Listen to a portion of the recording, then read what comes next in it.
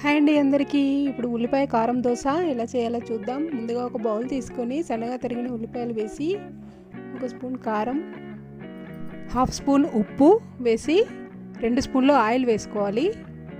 Oil వేసి ఒక spoon అల్లం వెల్లుల్లి పేస్ట్ వేయాలి. వేసి ఇవన్నీ చక్కగా కలిసేటట్టుగా బాగా కలుపుకోవాలి. ఇలా చేస్తే ఉల్లిపాయ దోశ చాలా బాగుంటుందండి. ఉల్లిపాయ కారం దోశ చాలా టేస్టీగా ఉంటుంది. మనకు చట్నీ కూడా అవసరం ఉండదు. 5 మినిట్స్లో రెడీ అయిపోతుంది మనకు దోశ.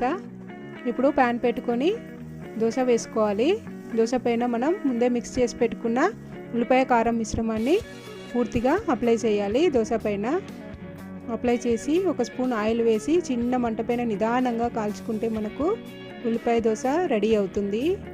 బయట చల్లచల్లగా వర్షం పడుతుంటే మనం ఇలా వేడివేడిగా దోశలు వేసుకొని తింటే చాలా బాగుంటుందండి. మీరు ఒక్కసారి ఇలా ట్రై చేయండి, తప్పకుండా అందరికీ నచ్చుతుంది.